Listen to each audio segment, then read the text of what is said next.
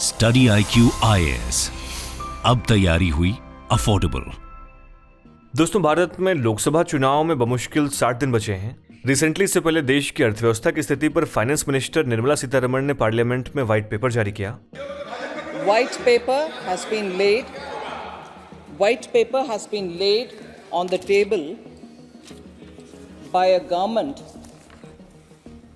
which after 10 full years of pulling out an Indian economy which was in a state of fragile 5 to reach the stage of top 5 economy. आजादी के बाद पिछले 75 सालों में पहली बार था जब किसी सरकार ने व्हाइट पेपर पेश किया हो। आप देखेंगे तो 59 पन्नों के इस व्हाइट पेपर में सेंट्रल गवर्नमेंट, स्टेट गवर्नमेंट्स और इंटरनेशनल ऑर्गेनाइजेशंस के साथ ही कुछ इंपॉर्टेंट रेटिंग एजेंसीज के स्टैटिस्टिक्स के सहारे ये साबित करने की कोशिश की गई है और ये बताया गया है कि साल 2004 से साल 2014 में भारत की अर्थव्यवस्था बहुत खराब स्थिति में थी। देश की अर्थव्यवस्था 15 बड़े घोटालों की वजह से बेहद ही खराब स्थिति में पहुंच गई थी, जबकि 2014 से 2024 के बीच यानी पिछले 10 साल में भारत में बहुत सुधार और विकास हुआ है। देखा जाए तो पिछले 20 सालों में भारतीय अर्थव्यवस्था के सामने आने वाली विविध चुनौतियों से निपटने के लिए सरकारों ने अलग अलग इकोनॉमिक पॉलिसीज और गाइडलाइंस को लागू किया है। जहां साल 2004 से साल 2014 के बीच तत्कालीन सरकार ने ओवरऑल डेवलपमेंट पर ध्यान केंद्रित किया, तो वहीं साल 2014 से साल 2024 के बीच तत्कालीन सरकार ने सोशल रिफॉर्म्स, डिजिटलाइजेशन और मेक इन इंडिया कैंपेन को प्रायोरिटी दिया। दोस्तों, क्योंकि दोनों शासनकाल के दौरान इकोनॉमिक इंडिकेटर्स भारत के दो अलग अलग दशकों की एक समृद्ध कहानी बताते हैं। सो इसलिए आज हम दोनों ही साल 2004 से साल 2014 और साल 2014 से साल 2024 के दौरान भारत की अर्थव्यवस्था के विकास की कंपैरेटिव एनालिसिस करने वाले हैं। दोस्तों, उनकी प्रोग्रेसिव पॉलिसीज, परफॉर्मेंस और इंडियन इकोनॉमी पर इफेक्ट का एनालिसिस और कंपेयर बहुत दिलचस्प होने वाला है, जिसमें हमारा लक्ष्य जीडीपी ग्रोथ, इन्फ्लेशन और फिस्कल डेफिसिट व एम्प्लॉयमेंट रेट के आधार पर 2004 से 2014 वर्सेस 2014 से 2024 का एक कंपैरिजन करना है। लेकिन आइए सबसे पहले बात करते हैं व्हाइट पेपर और ब्लैक पेपर के बारे में। स्वागत है आप सभी का स्टडी IQ। अनुराग पांडे नाम है हमारा, और ऐसी तमाम लेटेस्ट वीडियोस की अपडेट के लिए आप मेरे सोशल मीडिया हैंडल से जुड़ सकते हैं या वीडियो के कमेंट बॉक्स में दिए गए लिंक पर क्लिक करके भी आप वीडियोस को एंजॉय कर सकते हैं।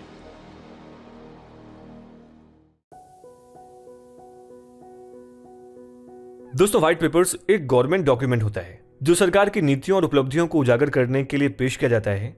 इसका इस्तेमाल जनता की प्रतिक्रिया जानने के लिए या इसके जरिए जन समर्थन हासिल करने के लिए किया जाता है। आप देखेंगे तो सरकारी दस्तावेज हमेशा कई रंगों में कोडेड होते हैं ताकि उसके मुताबिक उसका विवरण हो सके। ये दस्तावेज सफेद कवर में बंधे होते हैं, जिसकी वजह से इसे व्हाइट पेपर्स कहा जाता है। दोस्तों, कई बार सत्ताधारी दल पिछली सरकारों की नीतियों का पर्दाफाश करने या उसके खिलाफ जनादेश तैयार करने के लिए इस दस्तावेज का इस्तेमाल राजनीतिक मकसद से करती है। देखा जाए तो आर्थिक मामलों से जुड़े व्हाइट पेपर में सरकार या किसी संस्था की आर्थिक नीतियों, उसकी कमियों, उससे होने वाले दुष्परिणामों और सुधार हेतु सुझावों को शामिल किया जाता है। दोस्तों, वीडियो को कंटिन्यू करें उससे पहले आप सभी के लिए एक इंपॉर्टेंट अपडेट है। दरअसल IAS की तैयारी को और भी अफोर्डेबल एंड कॉम्प्रिहेंसिव बनाने के लिए स्टडी IQ आपके लिए लाया है P2I, that means prelims to interview 2025। दोस्तों, इसके जरिए आप प्रीलिम्स, मेंस एंड इंटरव्यू यानी UPSC एग्जाम के तीनों स्टेज की तैयारी एक साथ कर सकते हैं। UPSC सिलेबस को कंसीडर करते हुए इस बैच में आपको लाइव क्लासेस के through basic to advance cover कराया जाएगा। साथ ही mentorship, test series, crash course, notes और बुक्स, ये सब कुछ भी आपको इस बैच में मिल रहा है। UPSC IAS live prelims to interview batch 2025 को आप इस बसंत पंचमी सेल में अगर एनलाइव कूपन कोड का इस्तेमाल करते हैं तो आप 70,000 तक के प्राइस वाले हमारे 3 नए बैचेस यानी इंग्लिश या फिर हिंदी बैच को मात्र 22,499 में ही अवेल कर सकते हैं। अधिक जानकारी के लिए इस वीडियो के डिस्क्रिप्शन बॉक्स में दिए गए लिंक पर क्लिक करें या स्टडी IQ की वेबसाइट पर विजिट करके भी आप इस कोर्स को परचेज कर सकते हैं। आपको बता दें कि व्हाइट पेपर की शुरुआत को लेकर अलग अलग मत हैं, लेकिन अधिकतर एक्सपर्ट्स का मानना है कि व्हाइट पेपर 1922 में पहली बार आया। तत्कालीन ब्रिटिश प्रधानमंत्री विंस्टन चर्चिल ने एक दंगे की सफाई देते हुए इसे जारी किया था। तब इसे चर्चिल व्हाइट पेपर भी कहा जाने लगा, जो कि बाद में व्हाइट पेपर ही रह गया। वैसे सरकार के अलावा संस्थाएं भी व्हाइट पेपर जारी कर सकती हैं। ये उन्हें आगे की रूपरेखा बनाने में मदद करता है। आप देखेंगे तो कॉर्पोरेट की दुनिया में भी व्हाइट पेपर की अहमियत है, जिसके जरिए वे देखते हैं कि कोई प्रोडक्ट कैसा परफॉर्म कर रहा है और उसमें क्या बदलाव लाना चाहिए। दोस्तों, कई बार किसी विवाद की स्थिति में भी व्हाइट पेपर जारी होता है, जैसे कोरोना के दौरान आरोप लगने पर चीन ने जारी किया था। वहीं इसके उलट व्हाइट पेपर की तुलना में ब्लैक पेपर वो पेपर होता है जो किसी पर्टिकुलर इशू या पॉलिसी पर क्रिटिकल या डिसेंटिंग व्यू पॉइंट पेश करता है। दोस्तों, ब्लैक पेपर कंट्रोवर्शियल टॉपिक्स के बारे में भी बताने के लिए पेश किया जाता है। ब्लैक पेपर के इवैल्यूएशन के लिए सबसे इंपॉर्टेंट एस्पेक्ट्स एविडेंस, डेटा और आर्ग्यूमेंट्स पर निर्भर करता है। ये ब्लैक पेपर पूरे तरीके से क्रिटिकल व्यू पॉइंट प्रेजेंट करता है। आप देखेंगे तो उसमें किसी चल रही पॉलिसी को लेकर सवाल उठाए जाते हैं। ब्लैक पेपर अक्सर चुनौती देने की भूमिका अदा करता है और इसमें वर्तमान नीतियों में चेंज की बात और ऑप्शन सुझाए जाते हैं। और व्हाइट पेपर की तरह इसे भी किसी सरकार, संस्था या कंपनी द्वारा जारी किया जा सकता है। भारत ने पिछले 3 दशकों में डेवलपमेंट के हर पहलू पर दुनिया को अपनी कैपेसिटी का एहसास कराया है। एक बड़ी आबादी को गरीबी से मुक्त करने से लेकर हर व्यक्ति तक बैंक अकाउंट, टॉयलेट और इलेक्ट्रिसिटी कनेक्शन जैसी बेसिक फैसिलिटीज की पहुंच ने आज भारत को विश्व का एक प्रमुख सोशल और इकोनॉमिक सेंटर बना दिया है। 1991 की न्यू इकोनॉमिक पॉलिसीज ने भारत के लिए एक दरवाजा खोला और समय के साथ ही दरवाजा और विस्तृत होता गया।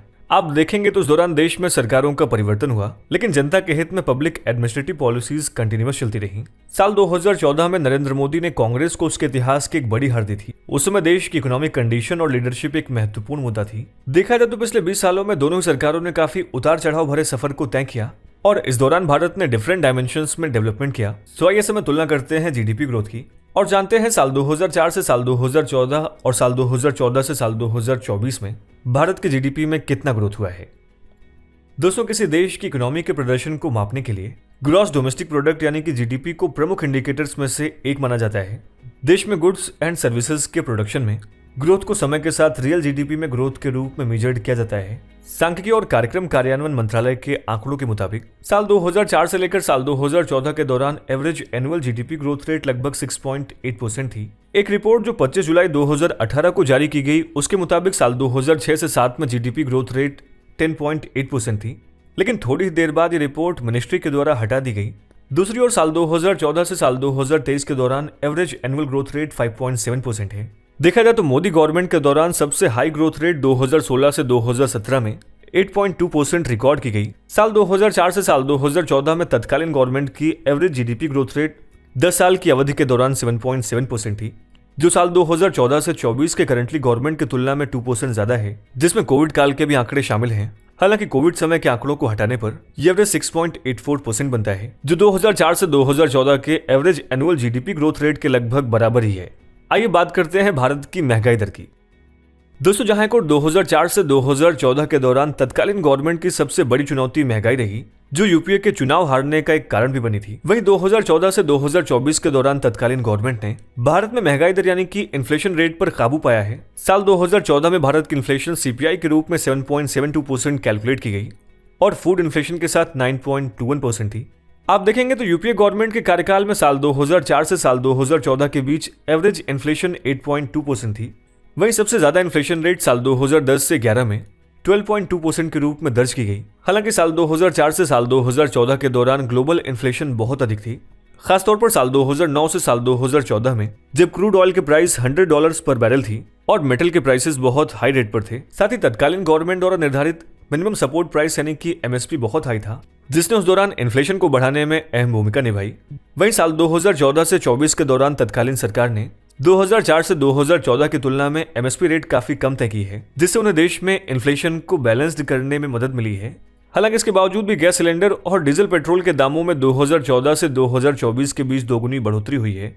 आप इसे ऐसे समझ सकते हैं कि साल 2004 से साल 2014 के दौरान एक गैस सिलेंडर का प्राइस 410 रुपए हुआ करती थी, जबकि आज ये 1100 रुपए है। आज पेट्रोल के प्राइस 96.72 रुपीज पर लीटर हैं और डीजल 89.62 रुपीज पर लीटर है, जबकि साल 2014 से पहले पेट्रोल के लिए 71.41 रुपीज पर लीटर और डीजल के लिए 55.49 पर लीटर हुआ करता था। दोस्तों, ये तो हुई महंगाई दर की बात। आइए बात करते हैं फिस्कल डेफिसिट की। देखिए, फिस्कल डेफिसिट पर इफेक्टिव कंट्रोल 2004 से 2014 की तत्कालीन सरकार की एक और बड़ी उपलब्धि है, जिसने average fiscal deficit gross domestic product का 3.7% दर्ज किया। दोस्तों, इसमें कोई दो राय नहीं कि तत्कालीन गवर्नमेंट ने फिस्कल डेफिसिट को कंट्रोल किया है। हालांकि कोविड पीरियड के बाद से 6.4% रहा है और दूसरी ओर साल 2004 से साल 2014 के दौरान जीडीपी का एवरेज फाइनेंशियल लॉस 4.3% था। दोस्तों, 2004 से 2024 की तत्कालीन गवर्नमेंट के दौरान एवरेज करंट अकाउंट डेफिसिट यानी कि सीएडी ग्रॉस डोमेस्टिक प्रोडक्ट का 2.6% था, जो 2013 में 5% हाईएस्ट रिकॉर्ड किया गया था। वहीं दूसरी ओर साल 2014 से साल 2024 के दौरान एवरेज सीएडी जीडीपी का 0.3% रहा है, जो 2022-23 में मैक्सिमम 3.3% रिकॉर्ड किया गया है। ऐसे में बेहतर और अधिक सीएडी हासिल करने के मामले में 2004 से 2014 की तत्कालीन सरकार की तुलना में 2014 से 2024 की तत्कालीन सरकार ज्यादा बेहतर है। दोस्तों, इंफ्रास्ट्रक्चर के मामले में 2004 से 2014 की तत्कालीन सरकार से कहीं बेहतर प्रदर्शन 2014 से 2024 की तत्कालीन सरकार ने किया है। आप देखेंगे तो साल 2014 में अप्रैल तक देश में राष्ट्रीय राजमार्गों की कुल लंबाई 91,287 किलोमीटर थी, जो बढ़कर 1,45,155 किलोमीटर तक पहुंच गई है। अगर पूरे देशों में सड़कों के नेटवर्क की बात की जाए तो भारत में 63.73 लाख किलोमीटर है, जो दुनिया में अमेरिका के बाद दूसरे स्थान पर है। आपको बता दें कि अमेरिका की कुल सड़क नेटवर्क की लंबाई 65.8 लाख किलोमीटर है। दोस्तों, 2014 से 2024 के दौरान तत्कालीन गवर्नमेंट ने देश में अलग अलग हाईवे का निर्माण किया है। साल 2014 में average daily construction rate 12 kilometre था, जो बढ़कर 37 किलोमीटर हो गया है। तत्कालीन सरकार ने प्रधानमंत्री ग्राम सड़क योजना और भारतमाला परियोजना जैसे पहलों पर इंफ्रास्ट्रक्चर डेवलपमेंट को प्रायोरिटी दी है और देश भर में संचार को सुधारने पर ध्यान केंद्रित किया गया है। नेशनल हाईवेज के बावजूद मोदी गवर्नमेंट ने पूरे भारत में खासकर बॉर्डर एरियाज के आसपास कई स्ट्रेटेजिक कंस्ट्रक्शन प्रोजेक्ट्स शुरू किए हैं। वहीं देखा जाए तो साल 2004 से साल 2014 की तत्कालीन सरकार ने भी इंफ्रास्ट्रक्चर डेवलपमेंट पर ध्यान केंद्रित किया। दोस्तों, उन्होंने गोल्डन क्वाड्रेंट हाईवे परियोजना और Jawaharlal Nehru national urban renewal mission जैसी पहलों की शुरुआत की, जो कि शहरी ढांचों को सुधारने के लिए थी। साथ ही 2004 से 2014 के दौरान मेट्रो सिटी जहां केवल 5 ही थी, वहीं 2014 से 24 में आंकड़ा बढ़कर 20 हो गया है। यानी आज देश की 20 सिटीज में मेट्रो रेल की सुविधा उपलब्ध है। साल 2014 में जहां देश में सिर्फ 74 एयरपोर्ट्स मौजूद थे, वहीं 2014 से लेकर 2024 तक भारत में 149 एयरपोर्ट्स मौजूद हैं। साथ ही 2014 से पहले 712 ट्रेन का विस्तार किया गया और 306 ट्रेन की फ्रीक्वेंसी बढ़ाई गई। साथ ही ट्रैक मार्क किलोमीटर में महज 3.1% की वृद्धि हुई है, जबकि 2014 से 2017 तक 7,666 किलोमीटर ट्रैक बिछाए गए, जो 2009 से 2012 के बीच यूपी की तुलना में 794 किलोमीटर अधिक है। साथ ही वंदे भारत ट्रेन शुरू की गई। 18,000 किलोमीटर रेलवे के इलेक्ट्रिफिकेशन का काम हुआ और यही रेलवे महामारी के समय लोगों के लिए लाइफलाइन बना है। वहीं साल 2014 से पहले रेल एक्सीडेंट के आंकड़े 233 थे, जो आज सिर्फ 33 पर आकर सिमट गया है। देश में टोटल एनर्जी कैपेसिटी की बात करें तो भारत इस क्षेत्र में आगे बढ़ता नजर आ रहा है। यूपीए सरकार के दौरान जहां कुल ऊर्जा क्षमता 249 गीगावाट थी, वो आज 429 गीगावाट पहुंच गया है। दोस्तों, शिक्षा के क्षेत्र में भी भारत का तेजी से विकास हो रहा है। साल 2014 से पहले देश में जहां केवल 387 मेडिकल कॉलेज थे, वो 2014 के बाद बढ़कर 706 यानी कि लगभग डबल हो चुका है। दोस्तों, हर घर बिजली पर नजर डालें तो हम ये पाएंगे कि जहां पहले सिर्फ 12 घंटे बिजली उपलब्ध रहती थी, वो आज बढ़कर 20 घंटे से भी ज्यादा हो गई है। साथ ही भारत की स्ट्रेटेजिक स्थिति भी बेहतर हो रही है और अब भारत रक्षा उत्पादों का सिर्फ इंपोर्टर ही नहीं बल्कि एक्सपोर्टर और प्रोड्यूसर भी बन गया है। दोस्तों, राजनीतिक तौर पर भी भारत का दबदबा दुनिया में बढ़ रहा है। साल 2014 से पहले जहां भारत की गिनती 5 कमजोर अर्थव्यवस्थाओं में होती थी, वहीं आज भारत की गिनती दुनिया की 5 सबसे बड़ी अर्थव्यवस्थाओं में होती है। साल 2010 में जहां Commonwealth games scam international level पर सुर्खियां बटोर रहा था, वहीं आज हमारी इतनी क्षमता हो गई कि हम G20 जैसे बड़े इवेंट ऑर्गेनाइज कर सकते हैं, उसकी अध्यक्षता कर सकते हैं। साथ ही यूपीए सरकार के दौरान जहां हमारे सामने 2G स्पेक्ट्रम था, वहीं आज हर आम मोबाइल में 4G है और भारत 4G और 5G को लेकर बहुत व्यापक हो रहा है। दोस्तों, जहां साल 2014 से पहले गोल्ड इंपोर्ट के लाइसेंस को सिलेक्टिव पर्सन्स को मिलते थे, वहीं आज भारत इस मंच पर खड़ा है कि हमने अपना बुलियन एक्सचेंज स्थापित कर लिया है। दोस्तों, इलेक्ट्रॉनिक्स एक्सपोर्ट पर नजर डालें तो 2014 से पहले $7.6 बिलियन का इलेक्ट्रॉनिक एक्सपोर्ट होता था, लेकिन आज ये लगभग $23 बिलियन के आंकड़े को छूता हुआ नजर आ रहा है। वहीं आगे बढ़े और गरीबी की बात करें तो एनडीए सरकार में कहीं न कहीं बहुआयामी गरीबी का आंकड़ा सिकुड़ रहा है। साल 2014 से पहले जहां कुल जनसंख्या की 29.2% जनसंख्या गरीब थी, वहीं आज ये 11.3% पर आ गया है। साथ ही दोस्तों, हम ये भी देख सकते हैं कि आज दुनिया के सभी बड़े नेता पीएम मोदी के व्यक्तिगत मित्र भी हैं। सांस्कृतिक स्तर पर भी भारत दुनिया के एक बड़े केंद्र के तौर पर उभर रहा है और प्रधानमंत्री मोदी के प्रयासों से ही योग को ग्लोबल पहचान मिली है। दोस्तों, भारत आज डिजिटल बनने की रेस में बहुत तेजी से आगे बढ़ रहा है। 2014 से 2024 की तत्कालीन सरकार ने डिजिटल इनिशिएटिव्स और टेक्नोलॉजिकल प्रोग्रेस को काफी महत्व दिया है और इसके माध्यम से अलग अलग क्षेत्रों में विकास को प्रोत्साहन दिया है। डिजिटल इंडिया के माध्यम से इनोवेटेड और एंटरप्रेन्योरियल अप्रोच को एनकरेज किया गया है, जो इंडियन मार्केट को डिजिटल कॉन्टैक्ट के साथ अग्रसर करने का लक्ष्य रखता है। साथ ही इसको 2004 से 2014 की तत्कालीन सरकार ने भी टेक्नोलॉजी और डिजिटलाइजेशन के ऊपर थोड़ा कम ध्यान केंद्रित किया था। हालांकि उस दौरान सरकार ने नेशनल ई गवर्नेंस प्लान की शुरुआत की, जिसका उद्देश्य शासन को सुधारने और ई सेवाओं को प्रदान करने में कुशलता सुनिश्चित करना था। साल 2009 के दौरान शुरू हुआ आधार कार्यक्रम के माध्यम से एक आदान प्रदान प्रणाली तैयार की गई, जिससे नागरिकों को इंटीग्रेटेड और सिक्योर इंडियन आइडेंटिटी प्रदान की गई। देखा जाए तो साल 2014 से साल 2024 की तत्कालीन सरकार ने digital initiative, technological advancements, social welfare schemes, financial inclusion और क्लीन फ्यूल्स व अफोर्डेबल हेल्थ केयर सर्विस के इनिशिएटिव पर महत्व दिया। प्रधानमंत्री जनधन योजना, प्रधानमंत्री उज्ज्वला योजना और आयुष्मान भारत जैसी कई योजनाएं सामाजिक असमानताओं को कम करने और गरीबी रेखा से ऊपर उठने के लक्ष्य के साथ आरंभ की गई, जबकि साल 2014 से पहले तत्कालीन सरकार ने भी राष्ट्रीय ग्रामीण रोजगार गारंटी अधिनियम और सर्व शिक्षा अभियान जैसी योजनाओं के माध्यम से सामाजिक विकास को बढ़ावा दिया है।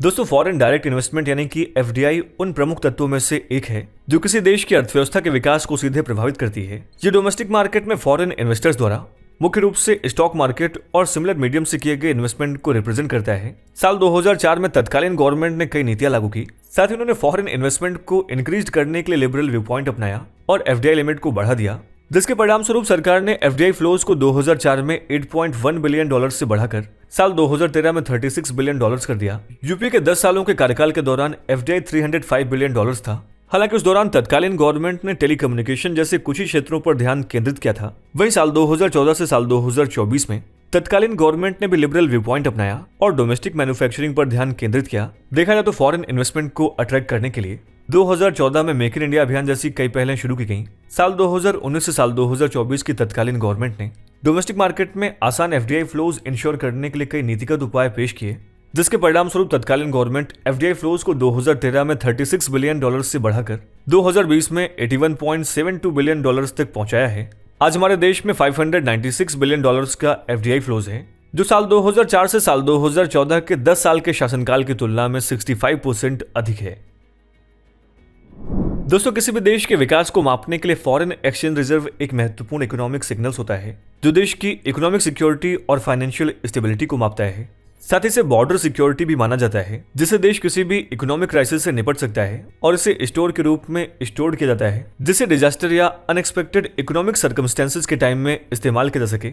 भारत का फॉरेन एक्सचेंज रिजर्व साल 2014 में $304.2 बिलियन था, जो साल 2021 में $642.45 बिलियन के करीब पहुंच गया है और इस समय ये $616.7 बिलियन के करीब आ गया है, जबकि इसके उलट 2011 में ये $294 बिलियन था, जो 2013 में घटकर $256 बिलियन रह गया था। आपको बता दें कि फॉरेन एक्सचेंज रिजर्व्स का ग्रोथ एक देश की इकोनॉमिक कंडीशन के रूप में मानी जाती है और इसकी बढ़ोतरी देश की इकोनॉमिक एक्टिविटी और विश्वास को प्रकट करती है। दोस्तों, फॉरेन डेट देश की फॉरेन डेट के प्रति फाइनेंशियल लोन की अमाउंट को रिफर करता है, जिसमें सरकारें, इंटरनेशनल ऑर्गेनाइजेशंस और कॉमर्शियल एंटिटीज शामिल होती हैं। ये एक देश की इकोनॉमिक हेल्थ और फाइनेंशियल क्राइसिस के महत्वपूर्ण इंडिकेटर हैं। भारत का विदेशी कर्ज मार्च 2014 में $440.6 बिलियन से बढ़कर मार्च 2023 में $624 बिलियन तक बढ़ गया है, जो कि समय के साथ लगातार बढ़ता जा रहा है। दोस्तों, साल 2009 से साल 2014 के दौरान भारत के 2011 में वर्ल्ड लेवल पर बिजनेस करने में आसानी की। वहीं जब 2014 में पीएम मोदी पावर में आए, फिर उन्होंने कई स्ट्रक्चरल रिफॉर्म्स किए, जैसे गुड्स एंड सर्विसेज टैक्स और इंसॉल्वेंसी एंड बैंक्रप्सी कोड 2016, जिससे भारत को 132 से 69 स्थानों की छलांग लगाने और ease of doing business index में 63 रैंक हासिल करने में मदद की। दोस्तों, मोदी गवर्नमेंट की सराहनीय उपलब्धियों में से एक है, जिससे न केवल एफडीआई फ्लो बढ़ा है, बल्कि डोमेस्टिक मार्केट में एम्प्लॉयमेंट के अधिक अवसर पैदा होने की संभावनाएं भी बढ़ी हैं। आप देखेंगे तो साल 2014 से साल 2024 के दौरान भारत के बिजनेस करने की एक्सेसिबिलिटी इंडेक्स में भी सुधार हुआ है, जबकि साल 2004 से साल 2014 के टेन्योर में वर्ल्ड बैंक की बिजनेस करने की एक्सेसिबिलिटी इंडेक्स में भारत की रैंक 2004 में 132 से बढ़कर 2014 में 134 हो गई थी, जबकि 2014 से 2024 के टेन्योर में भारत की बिजनेस करने की एक्सेसिबिलिटी इंडेक्स में सुधार हुआ है और 2022 में भारत की रैंक 63 हो गई है। दोस्तों, सुधार भारतीय सरकार के नेतृत्व में कई सुविधाओं के अपग्रेड और इंप्रूवमेंट के परिणाम स्वरूप हुआ है। साथ ही सरकार ने व्यापार करने की सुगमता को बढ़ावा देने के लिए अलग अलग कदम भी उठाए हैं, जैसे कि improving business rules, financial facilities, banking facilities, digitalization और इंडस्ट्रियल डेवलपमेंट व मार्केट क्रिएशन किए। दोस्तों, भारत एक युवा देश है। यहाँ की युवा आबादी के लिए एम्प्लॉयमेंट के अवसर प्रदान करना उन प्रमुख कारणों में से एक था, जिसने पीएम नरेंद्र मोदी को सत्ता में लौटने में मदद की। हालांकि नौकरी के कई अवसर प्रदान करने और मुद्रा लोन स्कीम जैसी दिलचस्प योजनाओं को विकसित करने और मनरेगा को मजबूत करने का दावा करने के बाद भी रोजगार प्रदान करना मोदी सरकार 2.0 की सबसे बड़ी चुनौतियों में से एक बन गया है। आप देखेंगे तो एनडीए गवर्नमेंट के दौरान एवरेज अनएम्प्लॉयमेंट रेट 6.1% थी, जबकि 2019 से 20 में हाईएस्ट 8.4% थी। वहीं 2004 से 2014 की तत्कालीन सरकार के दौरान अनएम्प्लॉयमेंट रेट 5.5% था। 2009 से 2010 के बीच में 8.3% के रूप में बना हुआ था।